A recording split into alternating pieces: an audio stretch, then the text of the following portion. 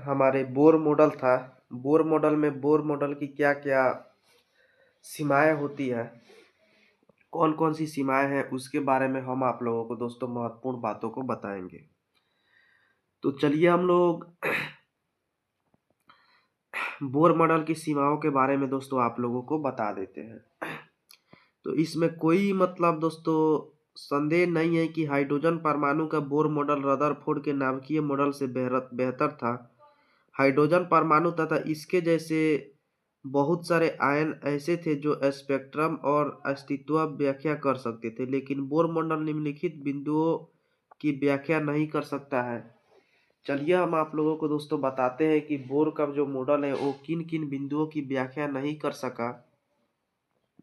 आखिरकार ऐसा कौन कौन सा बिंदु है जिन बिंदुओं को दोस्तों बोर मॉडल मतलब उसका व्याख्या नहीं करता है। तो परिष्कृत स्पेक्ट्री तकनीकों द्वारा प्राप्त हाइड्रोजन स्पेक्ट्रम में सूक्ष्म संरचना अर्थात पास पास स्थित दो रेखाएं की व्याख्या नहीं कर सकता है बोर मॉडल। यह मॉडल हाइड्रोजन के अलावा अन्य परमाणु के स्पेक्ट्रम की व्याख्या करने में असमर्थ रहा। उदाहरण के लिए हीलियम परमाणु जिसमें केवल 2 इलेक्ट्रॉन होते हैं। बोर का सिद्धांत चुंबकीय क्षेत्र में स्पेक्ट्रमी रेखाओं के विघटन विपाटन या विद्युत क्षेत्र में उपस्थिति में स्पेक्ट्रमी रेखाओं के विपाटन को स्पष्ट करने में भी विफल रहा दोस्तों। ये सब जो बातें हैं काफ़ी ज़्यादा बोर मॉडल के बारे में महत्वपूर्ण बात है। उसके बाद दोस्तों हम आप लोगों को बता दें कि यह जो बोर का मॉडल है दोस्तों,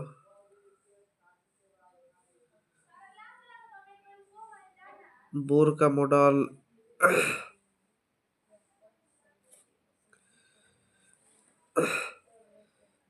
परमाणु के रासायनिक आबंधों द्वारा अणु बनाने की योग्यता की व्याख्या नहीं कर सका दोस्तों। जो बोर का मॉडल है ये व्याख्या नहीं कर सका परमाणु के द्वारा अणु को बनाने में। दूसरे शब्दों में दोस्तों हम आप लोगों को बता दें कि उपरोक्त सारी सीमाओं को ध्यान में रखते हुए ऐसे सिद्धांत की आवश्यकता जो जटिल परमाणुओं की संरचना के मुख्य लक्षणों की व्याख्या कर सके। उसके बाद चलिए हम आप लोगों को दोस्तों इसके बारे में और सारी जो भी जानकारी वाला बात है, जो भी महत्वपूर्ण बात है, उन सभी बातों को दोस्तों हम बताते हैं जो आप लोगों को दोस्तों काफ़ी ज़्यादा पसंद आएगा। तो अब हम लोग दोस्तों बात करेंगे परमाणु के क्वांटम यांत्रिकीय मॉडल के बारे में दोस्तों। चलिए हम लोग परमाणु के क्वांटम यांत्रिकीय मॉडल के बारे में बताते हैं। तो बोर के मॉडल की कमियों को ध्यान में रखते हुए परमाणु के लिए अधिक उपयुक्त और साधारण मॉडल के विकास के प्रयास किए गए। इस प्रकार के मॉडल के निर्माण में जिन दो महत्वपूर्ण तथ्यों का अधिक योगदान रहा वे निम्नलिखित है: द्रव्य का व्यवहार और हाइजेनबर्ग का अनिश्चितता का सिद्धांत। दोस्तों सबसे पहले हम लोग द्रव्य का व्यवहार के बारे में बात करेंगे। इसके बारे में हम आप लोगों को दोस्तों महत्वपूर्ण बातों को बताएंगे जो आप लोगों को जानना काफ़ी ज़्यादा ज़रूरी है। तो चलिए हम आप लोगों को दोस्तों इसके बारे में जो भी जानकारी वाला बात है उन बातों को आप लोगों को दोस्तों बता देते हैं। तो फ्रांसीसी वैज्ञानिक दे ब्रगली ने सन 1924 में प्रतिपादित किया कि विकिरण की तरह द्रव्य को भी व्यवहार प्रदर्शित करना चाहिए। दोस्तों जिस प्रकार जो विकिरण होता है, विकिरण अपने व्यवहार को प्रदर्शित करता है। उस प्रकार दोस्तों जो द्रव्य होते हैं, द्रव्य को भी अपने प्रकाश को प्रदर्शित करना चाहिए। ये बात काफी ज्यादा महत्वपूर्ण बात है दोस्तों। ये बात बहुत ही ज्यादा महत्वपूर्ण बात है। उसके बाद चलिए हम आप लोगों को और सारी इसके बारे में जो भी जानकारी वाला बात है उन बातों को बताते हैं। तो संवेग एवं तरंग दैर्घ्य होते हैं, उसी तरह इलेक्ट्रॉन का सभी संवेग और तरंग दैर्घ्य होना चाहिए। बरगौली ने इस तर्क के आधार पर किसी पदार्थ के कण के लिए तरंग दैर्घ्य लैम्ब्डा तथा संवेग p के बीच निम्नलिखित संबंध बताया, जहां m कण का व्यवहार भी उसका वेग और p उसका संवेग है। दे बरगौली के इन विचारों की पुष्टि प्रयोग द्वारा तब हुई जब देखा गया कि इलेक्ट्रॉनों के पुंज विवर्तन होता है, जो तरंगों का लक्षण है। उसके बाद दोस्तों हम आप लोगों को दोस्तों बता दें कि जो इस सिद्धांत के आधार पर इलेक्ट्रॉन सूक्ष्मदर्शी की रचना की गई दोस्तों। यह जो सिद्धांत है, इसी सिद्धांत के अनुसार दोस्तों इलेक्ट्रॉन के बहुत सारे इलेक्ट्रॉनों में जो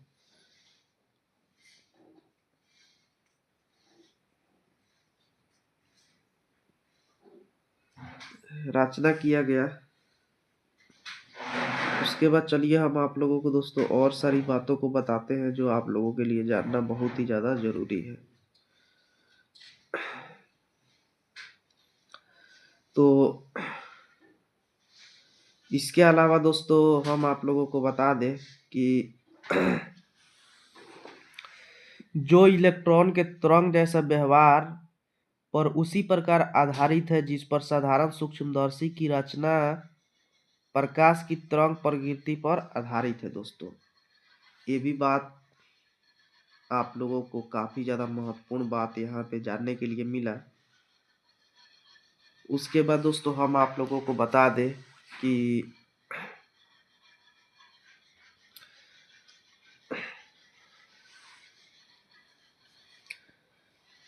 जो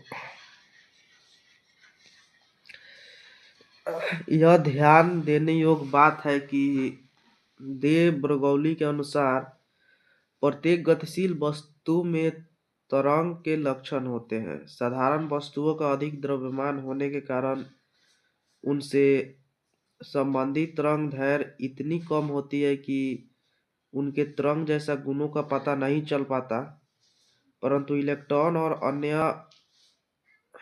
अपरक परमाणु कणों जिनका व्यवहार बहुत कम होता है से संबंधित तरंग दैर्घ्य को प्रयोगों द्वारा पहचाना जाता है। प्रश्नों में दिए गए परिणाम इसे गुणात्मक रूप से सिद्ध करते हैं। उसके बाद दोस्तों हम लोग बात करेंगे हाइजेनबर्ग का अनिश्चितता का सिद्धांत के बारे में। दोस्तों हम लोग हाइजेनबर्ग के अनिश्चितता के सिद्धांत के बारे में अब आप लोगों को दोस्तों बातों को बताएंगे जो आप लोगों के लिए जानना काफी ज्यादा जरूरी है, महत्वपूर्ण है। तो द्रव्य और विकिरण के दोहरे व्यवहार के फलस्वरूप एक जर्मन भौतिक वैज्ञानिक वर्नर वर्नर हाइजेनबर्ग ने 1927 में अनिश्चितता का सिद्धांत दिया। इसके अनुसार किसी इलेक्ट्रॉन की सही स्थिति और सही वेग का निर्धारण एक साथ करना असंभव है, और एक साथ करना मतलब दूसरे शब्दों में यदि इलेक्ट्रॉन के वेग में अनिश्चितता अधिक हो तो दूसरी तरफ यदि इलेक्ट्रॉन का वेग बिल्कुल सही हो तो इलेक्ट्रॉन की स्थिति ज्ञात नहीं होती है। इस प्रकार यदि इलेक्ट्रॉन की स्थिति अथवा वेग पर कुछ भौतिक माप लिया जाए तो इसके परिणाम हमें कुछ अस्पष्ट ही प्राप्त होंगे। अनिश्चितता सिद्धांत को एक उदाहरण द्वारा बहुत ही अच्छी तरह से दोस्तों हम लोग समझ सकते हैं। तो चलिए उसके बारे में भी हम आप लोगों को दोस्तों बता देते हैं। अब दोस्तों हम लोग बात करेंगे जो कक्षकों के अंदर ऊर्जा होता है, ऊर्जा के बारे में, कि आखिरकार जो कक्षकों के अंदर ऊर्जा पाया जाता है उस ऊर्जा को किस प्रकार से दोस्तों, उसके बारे में महत्वपूर्ण बात है जो भी, उसके बारे में चलिए अब हम आप लोगों को दोस्तों बताते हैं। तो हाइड्रोजन परमाणु में इलेक्ट्रॉन की ऊर्जा जो होती है वो ऊर्जा दोस्तों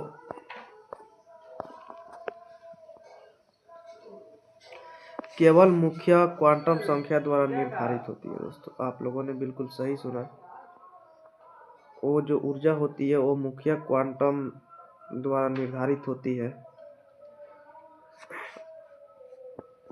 उसके बाद समान ऊर्जा वाले कक्षों को दोस्तों हम लोग समभ्रंश कहते हैं। जैसे कि पहले ही बताया गया है कि हाइड्रोजन में 1s जो कक्षक होता है वो सबसे अस्थायी स्थिति में होता है। दोस्तों हाइड्रोजन में 1s सबसे अस्थायी स्थिति का संगत वाला कक्षक है। यह तल स्थल इलेक्ट्रॉन नाभिक द्वारा सर्वाधिक प्रबलता से आकर्षित रहता है। दोस्तों ये भी बात काफ़ी ज़्यादा महत्वपूर्ण बात है जिसके बारे में मैंने आप लोगों को दोस्तों बताया।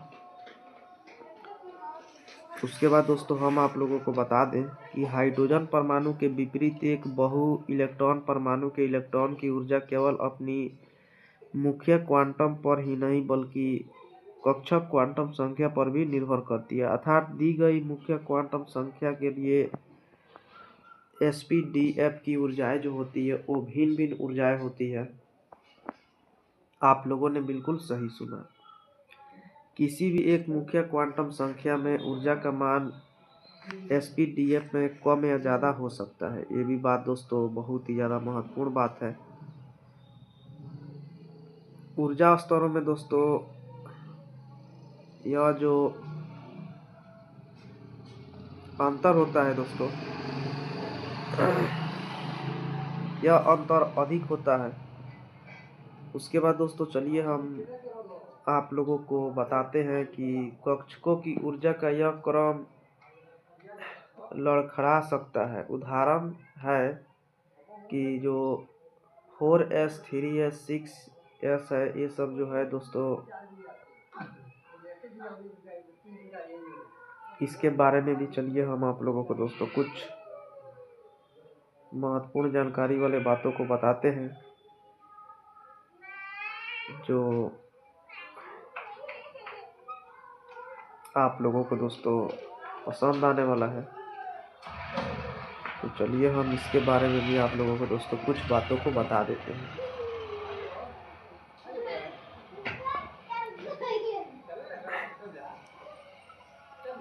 उप कोशों में विभिन्न ऊर्जाओं का कारण बहु इलेक्ट्रॉन परमाणुओं में इलेक्ट्रॉनों के जो समान होता है। आप लोगों ने बिल्कुल सही सुना दोस्तों। उसके बाद हम आप लोगों को बता दें कि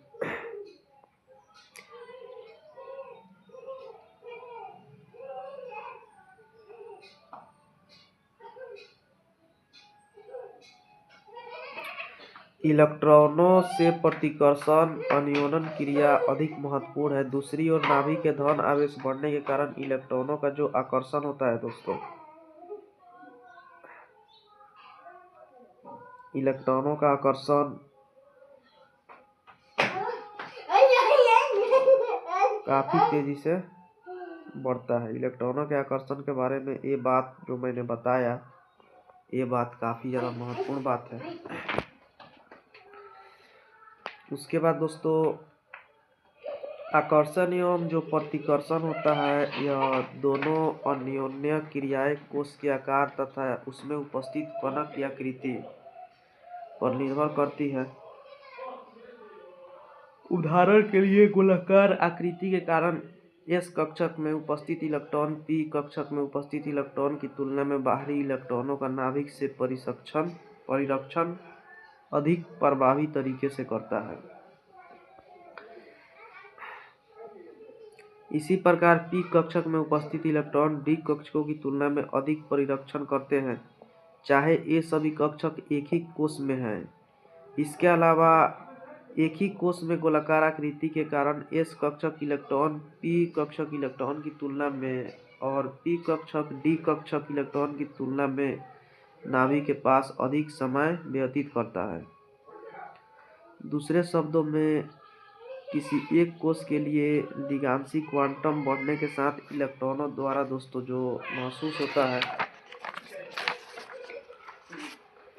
उसके बारे में अब हम आप लोगों को दोस्तों बातें बताएंगे। तो पी कक्षक की तुलना में एस कक्षक और डी की तुलना में पी कक्षक नाभिक से अधिक दृढ़ता के साथ बंधा रहता है। पी कक्षक के इलेक्ट्रॉन की तुलना में एस कक्षक के इलेक्ट्रॉन की और डी कक्षक के इलेक्ट्रॉन की तुलना में पी कक्षक के इलेक्ट्रॉन की ऊर्जा कम होती है। चूंकि नाभिक के प्रति परिरक्षण की मात्रा भिन्न भिन्न कक्षकों के लिए भिन्न भिन्न होती है, अतः एक ही कोश के ऊर्जा स्तरों का विपाटन हो जाता है। अर्थात जैसे पहले बताया जा चुका है कि कक्षक में उपस्थित इलेक्ट्रॉनों की ऊर्जा n तथा l के मानों पर निर्भर करती है। गणितीय रूप से n और l कक्षकों की ऊर्जाओं की निर्भरता काफी जटिल होती है दोस्तों। ये सब बात काफी ज्यादा दोस्तों महत्वपूर्ण बात है, जानकारी वाला बात है, जिसके बारे में मैंने आप लोगों को दोस्तों बताया।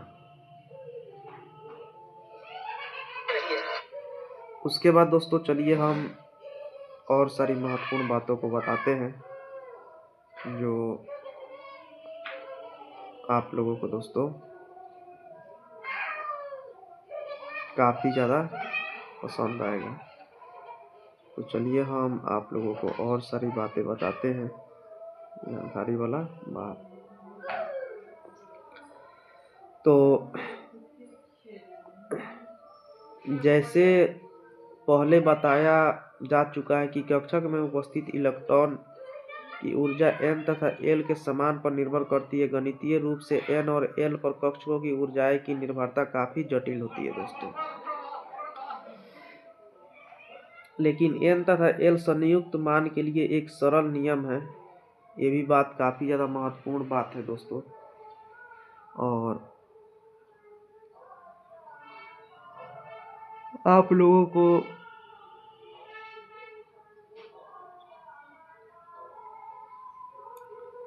इन सभी बातों पर ध्यान देना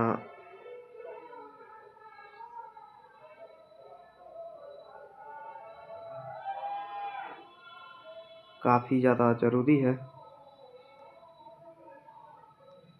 आप लोग इन सभी बातों पर ध्यान दीजिए दोस्तों।